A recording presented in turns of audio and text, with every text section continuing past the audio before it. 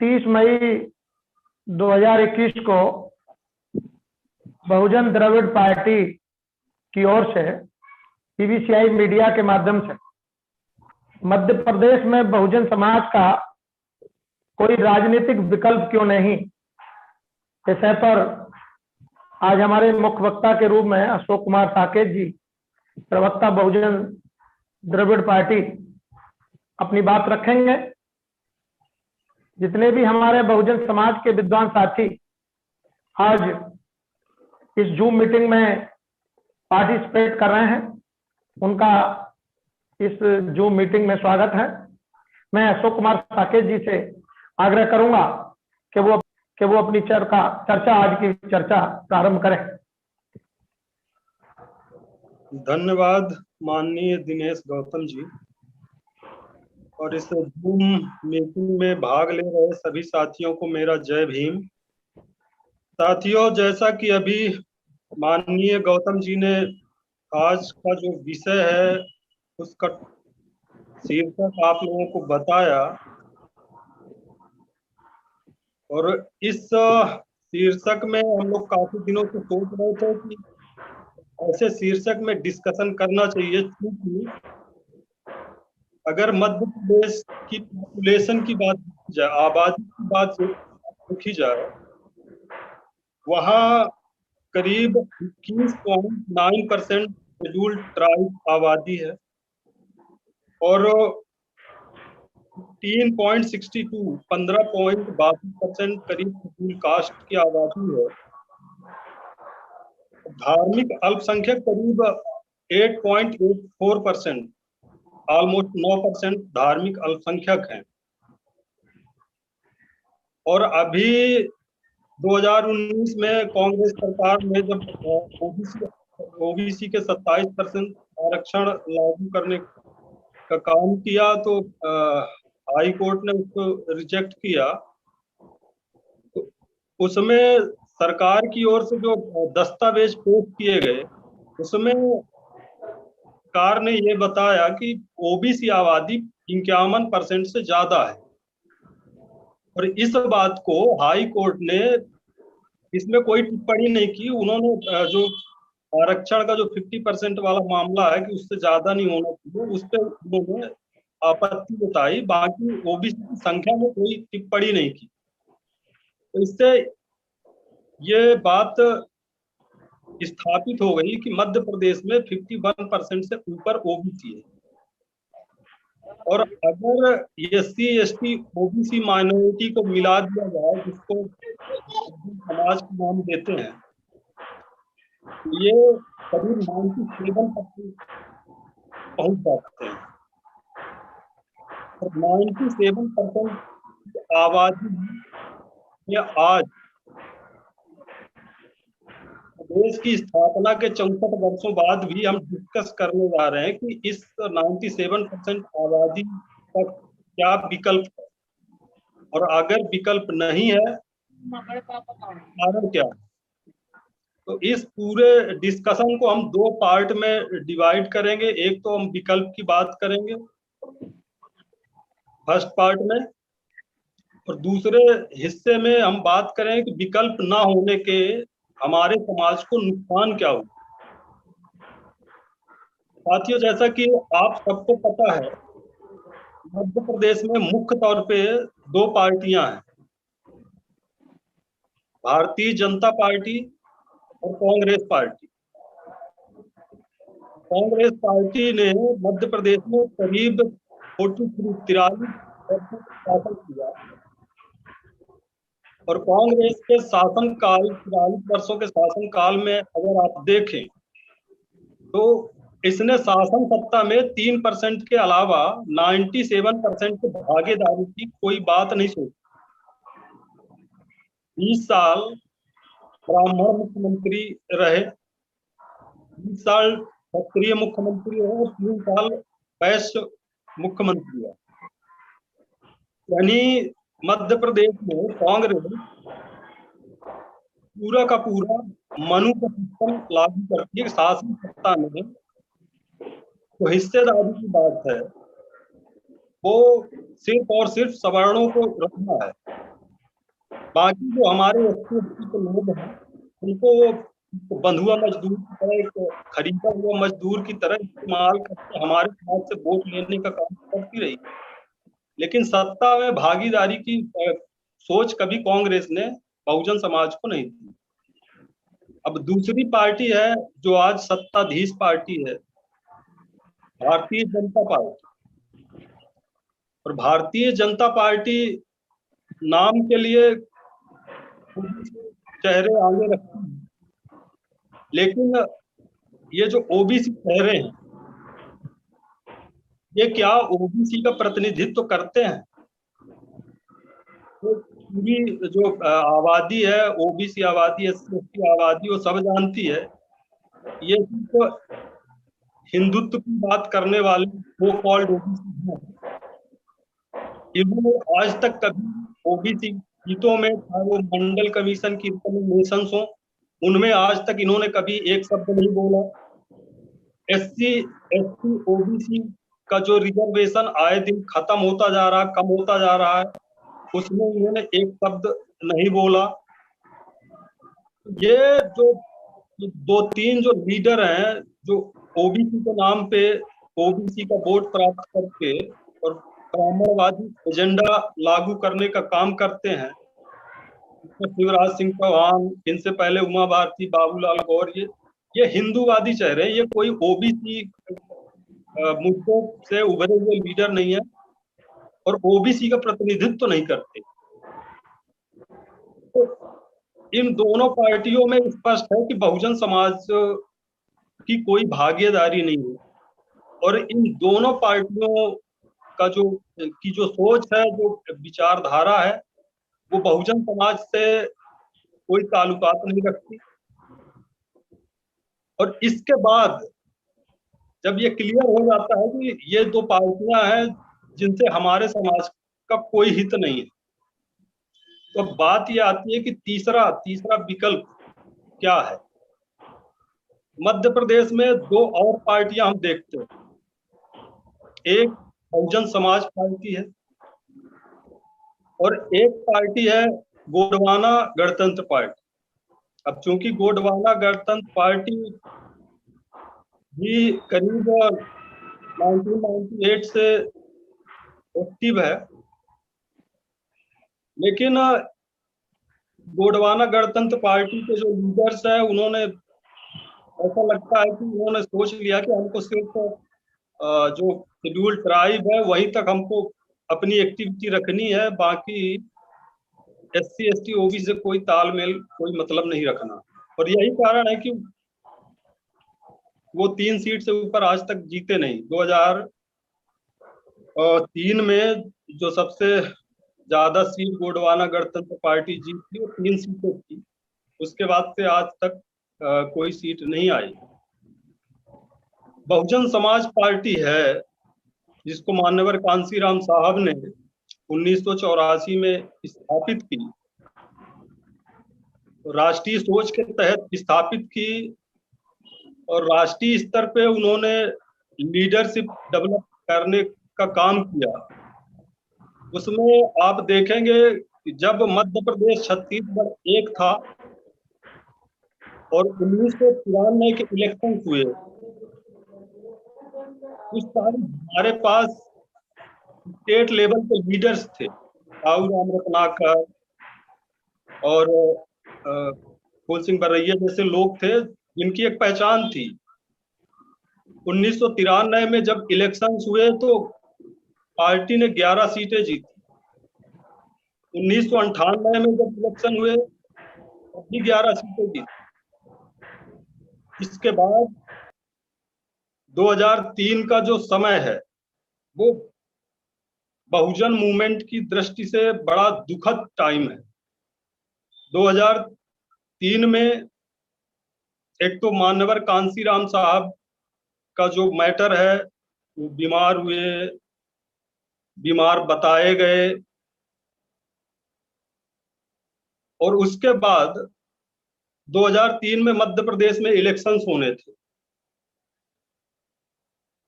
और सितंबर 2003 में भोपाल में जो रैली हुई, उसके बाद से जो स्थानीय मीडिया था उसने ये बताना शुरू किया कि मध्य प्रदेश में बहुजन समाज पार्टी के सहयोग के बिना सरकार बनानी मुश्किल होगी। मतलब बहुजन समाज पार्टी का जो पिछले जो पहले फूल सिंह बरैया जी जब प्रदेशाध्यक्ष थे, उन्होंने साल डेढ़ साल जो कंटिन्यू दौरे किए प्रदेश भर में, उससे एक जबरदस्त माहौल बना। कांग्रेस सरकार के खिलाफ एक गुस्सा बना और लोग जुड़े। 2003 में जब सितंबर में रैली हुई भोपाल में, तो उसका असर दिखा और उसको मीडिया ने भी उछालना शुरू किया कि मध्य प्रदेश में इस बार या तो बीएसपी सरकार बनाएगी या सरकार बनाने के आसपास पहुंच जाए। तो तब ऐसा लगा कि उत्तर प्रदेश के बाद मध्य प्रदेश में भी पार्टी का जनाधार बढ़ा है, पार्टी की सरकार बन सकती है। लेकिन उस रैली के एक डेढ़ महीने बाद ही मायावती द्वारा जो किया गया, चुनाव के ठीक पहले फूल सिंह बरैया जब वहां के स्टेट प्रेसिडेंट थे, उनको पार्टी से निकाला गया और बेमतलब जो आरोप लगाए गए, आरोप क्या थे? पार्टी के कागजात चुराने के।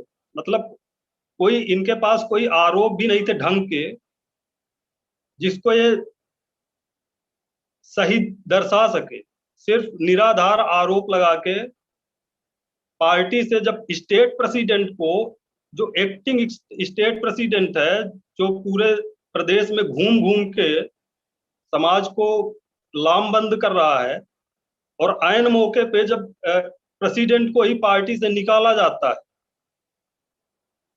तो पार्टी में जबरदस्त बिखराव पैदा हुआ, असंतोष पैदा हुआ। और जो कांग्रेस के प्रति जो गुस्सा थी, पूरा समाज जो आंदोलित था, वो उसका बेनिफिट सीधा सीधा भारतीय जनता पार्टी को मिला। और इस तरह से 2003 में जहां सरकार बहुजन समाज पार्टी की बननी चाहिए थी, वहां मायावती की कृपा से भारतीय जनता पार्टी सत्ता में आ गई। और कारण जो पुराने लोग हैं सब जानते हैं, ये सिर्फ इसलिए किया गया कि इस देश में सिर्फ हमें अकेले दिखना है पार्टी के अंदर।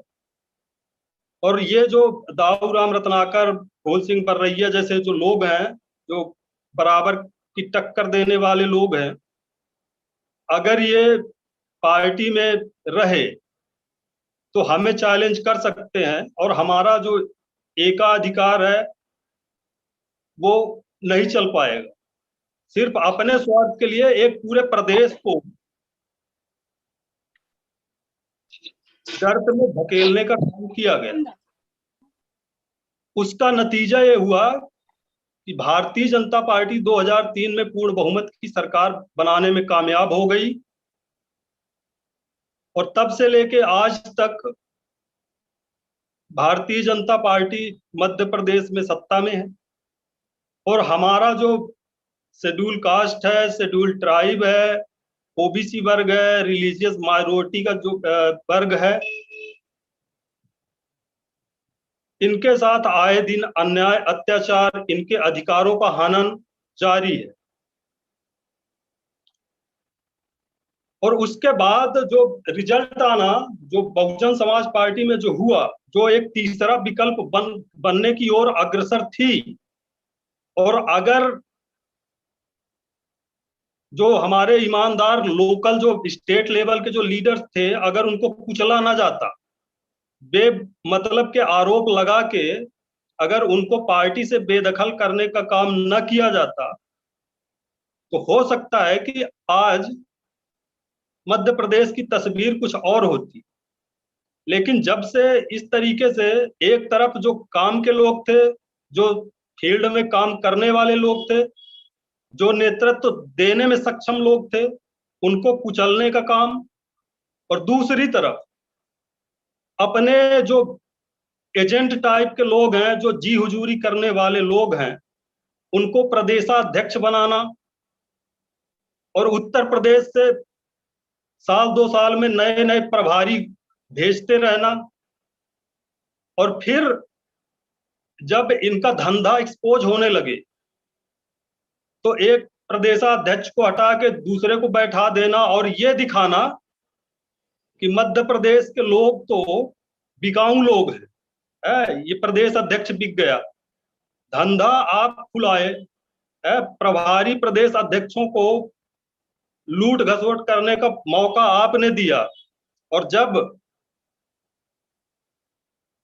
वो एक्सपोज हुए पार्टी कार्यकर्ताओं के सामने, पार्टी के अंदर से कार्यकर्ताओं ने आवाज उठानी शुरू की, तो आपने हर बार मध्य प्रदेश के लोगों के ऊपर ठीकरा फोड़ दिया कि मध्य प्रदेश के लोग सीटें बेच दिए हैं, मध्य प्रदेश के लोग पैसे लेके बिक जाते हैं। वही हाल राजस्थान का किया आपने, वही हाल छत्तीसगढ़ का किया। यही वजह है कि जो 2003 के बाद जो चुनाव आए, 2003 में बहुजन समाज पार्टी जो सत्ता बनाने की बात कर रही थी, वो 2 सीटों में निपट गई। 2008 में जब इलेक्शंस हुए तो 7 सीटें आई। 2013 में जब इलेक्शंस हुए तो 4 सीटें आ गई, और 2018 में 2 सीटें आई। वोट परसेंट जो 6.3% था 2013 के चुनाव में, वो 18 के चुनाव में 5.1% हो गया। और जब 2019 में लोकसभा के इलेक्शंस हुए और उत्तर प्रदेश के साथ साथ मध्य प्रदेश में बहुजन समाज पार्टी समाजवादी पार्टी के साथ गठबंधन करके चुनाव लड़ती है, इसके बाद भी वोट परसेंट 2.5%, मतलब 2 पार्टियों का वोट शेयरिंग, 2 पार्टियों के गठबंधन का वोट परसेंट 2.5%। अब इस परफॉर्मेंस के हिसाब से जो बाद के वर्षों में 2003 के बाद जो बहुजन समाज पार्टी का जो परफॉर्मेंस रहा, और आज वो 2.5% में सिमट गई है आगे। जितने पुराने मिशनरी कार्यकर्ता हैं सब घर बैठ गए हैं। कुछ अनुभवहीन जो नौजवान हैं, जिनको मिशन मूवमेंट की घटनाक्रम का कोई जानकारी नहीं है, ऐसे लोगों को किसी तरह पद पोस्ट में रख के एक काम चलाऊ पार्टी चल रही है। ऐसी स्थिति में अब हम कैसे मान लें कि ये पार्टी, इस पार्टी को मध्य प्रदेश में विकल्प माना जा सकता है आज के डेट में, जिसका वोट परसेंट 2.5% से नीचे है। ठीक है, जो बहुजन समाज पार्टी है उसका उद्देश्य था, मान्यवर साहब कांसीराम जी कहते थे, ये सिर्फ एक पॉलिटिकल पार्टी नहीं, ये एक मिशन है। तो अगर हम इस बात को थोड़ा सा साइड रख दें कि चलो हमारे विधायक नहीं जीत पा रहे हैं, सांसद की तो कोई उम्मीद ही नहीं है, अब मिशन में आ जाते हैं कि बहुजन समाज पार्टी सिर्फ एक राजनीतिक पार्टी नहीं, एक मिशन है। तो अब सवाल यह है कि बहुजन समाज पार्टी का आज मिशन क्या है। तो हम देखते हैं कि आज बहुजन समाज पार्टी का मिशन है, जिसकी जितनी थैली भारी उसकी उतनी हिस्सेदारी। ब्राह्मण शंख बजाएगा, हाथी दिल्ली जाएगा। हाथी नहीं गणेश हैं, ब्रह्मा विष्णु महेश हैं। और ये जो मिशन है, इसी के चलते हम लोग, चूंकि अब हम मध्य प्रदेश में पैदा हुए, मध्य प्रदेश में काफी समय बिताया, बहुजन समाज पार्टी से हम लोग काफी बारीकी से जुड़े रहे, इसलिए हम लोगों ने बड़े बारीकी से बहुजन समाज पार्टी के जो घटनाक्रम है, कब ऊपर गई और कब नीचे आ गई, हम लोगों ने उसका बारीकी से अध्ययन करने का काम किया है। उसके आधार पे ये कहा जा सकता है कि आज जो मिशनरी कार्यकर्ता जो साइड हो गए हैं, साइड कर दिए गए हैं। अभी 2014 में इलेक्शंस हुए, लोकसभा इलेक्शंस हुए, तो जो सतना लोकसभा सीट थी वहां पे कई बहुजन मिशनरी कार्यकर्ता, बहुजन समाज के, SC ST OBC के जो 30 साल 35 साल से जो काम कर रहे लोग हैं वो लगे थे और उनको उम्मीद थी इस बार हमें टिकट मिलेगी। लेकिन चुनाव से एक हफ्ते पहले एक ऐसे व्यक्ति को टिकट दे दी गई जिसका पार्टी से कोई दूर दूर तक संबंध नहीं था। तो अब जब जो पार्टी का ठीक ठीक कार्यकर्ता भी नहीं है, पार्टी में उसका कोई योगदान नहीं है, और ऐसे व्यक्ति को सीट, पैसा लेन देन करके सीट दे दी जाएगी, तो जाहिर सी बात है वहां तो जमानत जब्त होनी है, और वही हुआ। तो इस तरीके से जो मध्य प्रदेश में जो एक विकल्प बन सकती थी बहुजन समाज पार्टी, उसको एक साजिश के तहत खत्म किया गया है।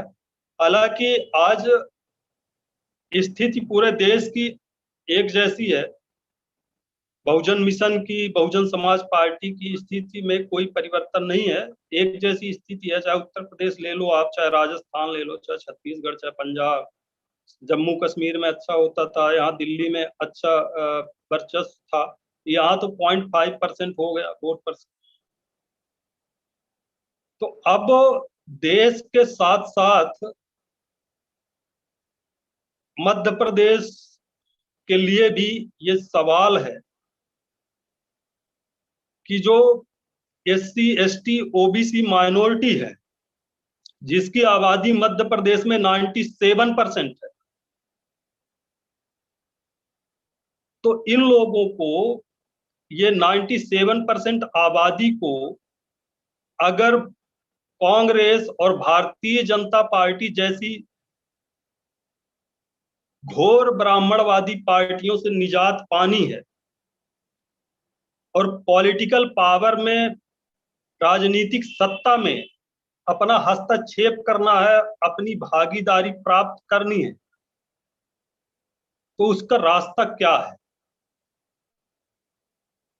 अभी तो हम लोग, अभी कुछ टाइम से फूल सिंह बरैया जी एक दल चला रहे थे, तो इधर लग रहा था कि ये दल जो है तो एक विकल्प बनेगा और मध्य प्रदेश को भी भविष्य में एक मजबूत तीसरा विकल्प मिलेगा। लेकिन वो भी संघर्ष करते करते और अपने घुटने टेक दिए।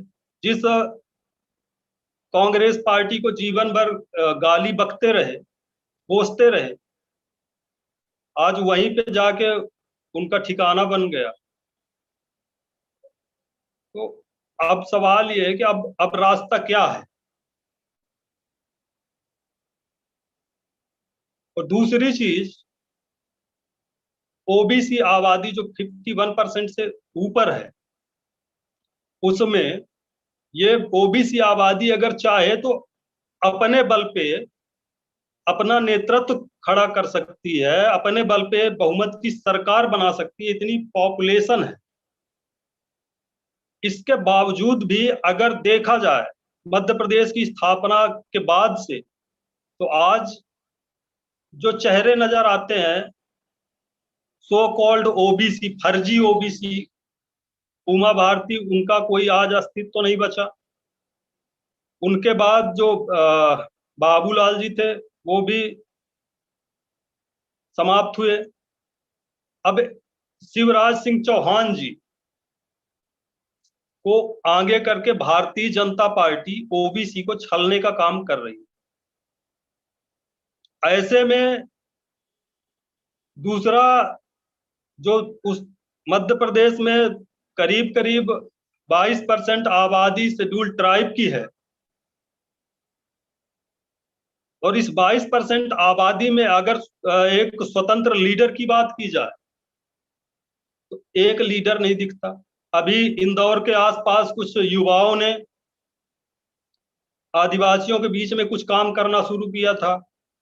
वहां भी हम देख रहे थे कि जो आदिवासी युवा हैं उनके लिए भविष्य में एक प्लेटफॉर्म बनेगा और हम सब मिलके भविष्य में SC ST OBC की राजनीति को स्थापित करने का काम करेंगे। लेकिन वो जो एक जायज संगठन था 2018 में, उसका जो अध्यक्ष था उसने एक सीट में अपना सांठगांठ किया और कांग्रेस के चरणों में जाके पड़ गए। आज दूर दूर तक मध्य प्रदेश में बहुजन समाज का कोई राजनीतिक विकल्प नजर नहीं आता और इसका जो नुकसान हुआ है प्रदेश का, बहुजन समाज जो है, बहुजन समाज का जो नुकसान हुआ है वो बहुत बड़े पैमाने। अब SC ST OBC को रिजर्वेशन का प्रावधान है मध्य प्रदेश में। SC ST 36% रिजर्वेशन के बाद जो 50% के अंदर बचता है वो 14% आरक्षण OBC के लिए। और ये OBC आरक्षण जो आया, ये जो 1978 में जो मंडल कमीशन का गठन हुआ और मंडल कमीशन ने अपनी सिफारिशें सरकार को पेश की, तो उस कमीशन ने करीब 19 सुझाव दिए कि अगर OBC समाज को मुख्य धारा में लाना है तो इसके लिए ये 19-20 सुझाव हैं जिसको सरकार लागू करके इनको मुख्य धारा में लाने का काम कर सकती है। इसके बाद 1980 में मंडल कमीशन ने अपनी रिपोर्ट सौंप दी और उसके बाद करीब 13 वर्षों तक सरकारें आई, कांग्रेस की रही, फिर बीच में मिली जुली सरकारें बनी। इसके बाद भी उन सिफारिशों की तरफ किसी का ध्यान नहीं गया और मान्यवर कांसीराम साहब का ही संघर्ष था जिसकी बदौलत मंडल कमीशन की लहर बननी शुरू हुई और सिफारिशें लागू करने के लिए दबाव बना।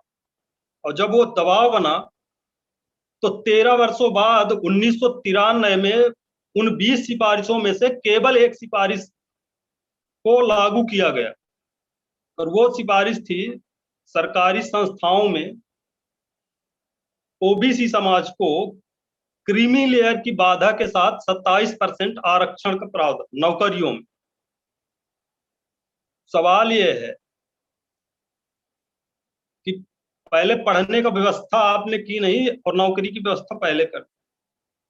इसके बाद मांग उठनी जारी रही कि भाई जो शैक्षणिक संस्थान हैं उनमें भी रिजर्वेशन का प्रावधान किया जाए और ये मांग पूरी होने में करीब 28 वर्ष लगे। 80 में मंडल कमीशन ने अपनी रिपोर्ट सौंपी और 2008 में यानी 28 साल बाद सरकारों को होश आया कि शैक्षणिक संस्थाओं में भी जो सरकारी उच्च शैक्षणिक संस्थान है वहां भी OBC कम्युनिटी को रिजर्वेशन की जरूरत। वहां भी इन्होंने क्रीमी लेयर को लगा के 27% आरक्षण दिया। उसके बाद से जो स्टेट में SC ST OBC SC ST के आरक्षण के अलावा जितना परसेंटेज बचता है वो OBC के लिए प्रावधानित किया गया। तो एक तरफ तो अब सवाल ये है कि जो 19-20 सिफारिशें थी मंडल कमीशन की, उसमें से आज 40 वर्ष हो गए और 40 वर्षों बाद सिर्फ 2 रिकमेंडेशन मानी गई। 17-18 सिफारिशों में आज तक कोई ध्यान नहीं दिया गया। और वो जो सिफारिशें थी, वो ये प्रावधान किया गया था, ये उसमें सिफारिश की गई थी कि ओबीसी जो समाज है उसका आर्थिक उत्थान कैसे हो। उस आर्थिक उत्थान को दृष्टिगत रखते हुए बाकी जो सिफारिशें थी वो सरकार को सुझाई गई थी। कांग्रेस जो बड़ा सेकुलरवाद का नाटक करती है, सत्ता में रही, उसने आज तक उन सिफारिशों की ओर ध्यान नहीं दिया। और भारतीय जनता पार्टी जो जिसकी सरकार ही ओबीसी कम्युनिटी को गुमराह करके चलती, ये सो कॉल्ड केंद्र में सो कॉल्ड नरेंद्र मोदी को प्रधानमंत्री बना लेते हैं, स्टेट्स में ऐसे ही सो कॉल्ड मुख्यमंत्री बना के रख देते हैं। जो Bharatiya Janata party OBC community के द्वारा सत्ता में है, उस पार्टी ने भी आज तक उन 17-18 जो रिकमेंडेशंस हैं, सिफारिशें हैं मंडल कमीशन की, जो लागू होनी चाहिए थी, उनकी तरफ आज तक किसी ने ध्यान नहीं दिया। तो ये तो अगर ओबीसी को इस देश में स्वाभिमान और सम्मान के साथ जीवन जीना है और अपनी संख्या बल को देखते हुए ये सोचना है कि हमको मेन स्ट्रीम में आना है, सत्ता में आना है, तो ओबीसी समाज को समय रहते जागना होगा, विकल्प ढूंढने होंगे, विकल्प बनाने होंगे। और एससी एसटी जो समाज है उसके लिए भी आज ये बड़ी चुनौती है। ये जो बहुजन आंदोलन है, जो ये बिखराव है, और विशेषकर मध्य प्रदेश में आज तक, मध्य प्रदेश हो गया, छत्तीसगढ़ हो गया, राजस्थान हो गया, यहां आज तक कांग्रेस भाजपा के अलावा कोई तीसरा विकल्प नहीं बना। और उसका जो एक बड़ा कारण है वो यही है कि जिस पार्टी को मान्यवर कांसीराम साहब ने राष्ट्रीय सोच के तहत स्थापित की और राष्ट्रीय स्तर पे एक विकल्प पेश करने के लिए उन्होंने प्रयास किए, उस पार्टी से राजस्थान में भी अच्छे लीडर्स तैयार हुए, मध्य प्रदेश में भी तैयार हुए, छत्तीसगढ़ में भी तैयार हुए, ऑलमोस्ट पूरे देश में तैयार हुए। मैं कोई 2-3 प्रदेशों की स्पेशली बात नहीं कर रहा, चूंकि आज स्पेशल जो टॉपिक है वो मध्य प्रदेश के विषय में है, इसलिए जो डिस्कशन है वो मध्य प्रदेश के इर्द गिर्द रखना चाह रहा हूं। लेकिन मायावती ने जो किया, जिस तरीके से जो हमारे स्टेट लेवल के लीडर्स थे उनको जिस तरीके से नेस्ता नाबूद करने का काम किया, उसी का नतीजा है कि आज इन स्टेटों में समाज के साथ शोषण हो रहा है और पार्टी दिन प्रतिदिन समिटती जा रही है। तो ऐसे में मध्य प्रदेश के लोगों को सोचना है कि इस लोकतांत्रिक व्यवस्था में अगर कांग्रेस और भाजपा का शासन हमें पसंद नहीं है, कांग्रेस और भारतीय जनता पार्टी हमारे हित की बात नहीं करती है, तो हमें अपने संख्या बल को देखते हुए जल्दी से जल्दी एक तीसरा विकल्प क्रिएट करना होगा। और इसी सोच के तहत हम लोगों ने अब जब देखा कि पूरे देश में एक साजिश के तहत बहुजन समाज की राजनीति खत्म करने का षड्यंत्र रचा जा रहा है, और जो आजकल के जो कुछ युवा लोग हैं इनको बड़ी जल्दी है मायावती से, जो हम लोगों का मतभेद है वो मायावती से कोई व्यक्तिगत लड़ाई नहीं है, ये सिद्धांत का मामला है। जो हमारे महापुरुषों ने जो 2500 वर्षों से जो बहुजन हिताय बहुजन सुखाय का जो सिद्धांत था उसको किसी ने इंटरफेयर करने का काम नहीं किया। चाहे वो मान्यवर साहब कांसीराम जी हो, चाहे बाबा साहब हो, या और कोई भी महापुरुष हो, सबने उस सिद्धांत को अपनाया और उस सिद्धांत को आगे ले जाने का काम किया। लेकिन उसको सर्वजन हिताय सर्वजन सुखाय में बदलने का काम किसने किया? ये एक सैद्धांतिक बात है। और किसी चीज की अगर हमारे पास सिद्धांत नहीं है और हम किसी चीज की लड़ाई लड़ रहे हैं, किसी बात को आगे ले जाने का प्रयास कर रहे हैं, तो सबसे पहला जो है वो जरूरत होती है सिद्धांत की। तो इन्होंने सिद्धांत को तोड़ा, इसलिए हम लोग कह रहे हैं कि इन्होंने समाज के साथ गद्दारी की है, सिद्धांत के साथ गद्दारी की। दूसरी चीज, राष्ट्र भर में, देश भर में जो मान्यवर कांसीराम साहब के विश्वसनीय कार्यकर्ता थे, उनको कुचलने का, षड्यंत्र के तहत कुचलने का जो काम किया मायावती ने किया। और ये ऑलमोस्ट सब पुराने लोग हैं, सब जानते हैं। उसका नुकसान समाज को हुआ। जो एक संयुक्त प्रयास से, संगठित प्रयास से जो काम होना था और जल्दी हो जाता, वो आज टुकड़ों टुकड़ों में बटा नजर आता है। उसकी एकमात्र जिम्मेदार भी मायावती। और आजकल कुछ लोग हैं जो समाज की बात करते हैं, समाज को आगे ले जाने की दिशा देने की बात करते हैं, और ऐसे सिद्धांत विहीन, ऐसे समाज के धोखेबाज लोगों से समझौते की भी बात करते हैं। तो समाज को इनसे भी सतर्क रहने की जरूरत है। ये क्या स्थापित करना चाह रहे हैं समाज में? पहली बात तो एक विकल्प की जरूरत है मध्य प्रदेश में, और उस विकल्प को ध्यान में रखते हुए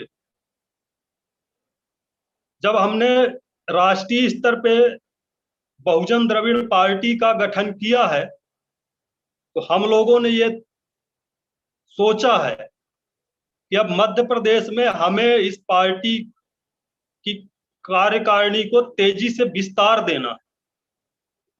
तो हमारी जो यूनिट है मध्य प्रदेश में काम कर रही है। अब चूंकि लॉकडाउन था, तो इसकी वजह से अभी लोग अपने अपने घरों में कैद थे, लेकिन अब सिचुएशंस कुछ ठीक होती नजर आ रही है। तो हम लोग अब पूरे प्रदेश में पार्टी की कार्यकारिणी का गठन और इसका विस्तार करने का काम तेजी से करेंगे। तो मध्य प्रदेश के जो लोग, अब जो जिसके भक्त हैं वो तो अब रहेंगे ही, वो चाहे भारतीय जनता पार्टी के भक्त हों, चाहे कांग्रेस पार्टी के भक्त हों, और चाहे बहुजन समाज पार्टी के भक्त हों। तो वो तो भक्त जो होता है वो हर हाल में, अभी मैं एक वीडियो देख रहा था, लखनऊ का था शायद या दिल्ली का था, किसी ने पूछा, किसी आदमी से, कोई एक था, भाई आपको हॉस्पिटल चाहिए कि मंदिर चाहिए? वो कह रहा है हम तो भारतीय जनता पार्टी के आदमी, हमको मंदिर चाहिए, हॉस्पिटल नहीं चाहिए, खाना नहीं चाहिए, ऑक्सीजन नहीं चाहिए, हमको मंदिर चाहिए। तो जो भक्त होते हैं उनका हाल ये होता है कि उनको कभी समझ में नहीं आता। तो जो उत्तर प्रदेश के साथ साथ मध्य प्रदेश में जो एक निगेटिव माहौल बनाया गया है, एक तो अपने दलाल टाइप के लोगों को प्रदेशाध्यक्ष बनाया गया, और एक प्रदेश में जिसको गधे में बैठा के स्वागत करके भगा दिया जाता है, उसको दूसरे प्रदेश में प्रभारी बना के भेज दिया गया, और सिर्फ दलाली के लिए। तो जब मध्य प्रदेश में आज बहुजन समाज पार्टी में अगर कहा जाए कि भाई मध्य प्रदेश का कोई लीडर है, तो आज 37-38 साल से काम कर रही पार्टी की हालत ये है कि मध्य प्रदेश में एक चेहरा नजर नहीं आएगा। अब बिना विचारधारा के, बिना लीडर के, बिना समर्पित कार्यकर्ताओं के सिर्फ टाइम पास ही हो सकता है। सत्ता की बात भूल जाइए और मिशन की बात भूल जाइए। तो इसलिए हम लोगों ने एक विकल्प बनाया है, बहुजन द्रविड़ पार्टी के रूप में एक विकल्प बनाया है। हम लोग मिशन के लोग हैं। हम अपने महापुरुषों की विचारधारा को हर हाल में स्थापित करने का प्रयास करने वाले लोग हैं। कोई समझौता हम लोगों ने आज तक पिछले 12-13 सालों से हम लोगों ने संघर्ष किया है और कभी भी हम लोगों ने ऐसा काम नहीं किया जो समझौतावादी हो। तो अब मध्य प्रदेश में हम लोग जो हमारी स्टेट कोर कमेटी है उसका विस्तार करने का काम करेंगे। तो जो भी बहुजन भाई इसमें पार्टिसिपेट करना चाहें, जिनको लगता है कि मध्य प्रदेश में परिवर्तन की जरूरत है, हम उनसे अपील करेंगे कि आप हमसे संपर्क कर सकते हैं, हमारे कार्यकर्ताओं से संपर्क कर सकते हैं और हम सब मिलजुल के एक बढ़िया मजबूत विकल्प मध्य प्रदेश की जनता को देने का काम कर सकते हैं और उसमें सफलता कर सकते हैं। बस यही बातें थी, बाकी बातें समय समय पर होती रहेंगी। जय भीम, जय भारत, जय Kanshi Ram area. BBC aims for the socio-cultural, economical and political transformation of the Bahujan Dravida people of India. Our mission is to run media centers at Delhi, Chennai, Mumbai and West Bengal. And your very own media, we appeal for generous contribution into our party bank account. Name of the account holder, Bahujan Dravida Party. Account number 0708000000748. Name of the bank, Bank of Baroda. IFSC code BARB0TUTICO with Kanshiram Missions. Thank you.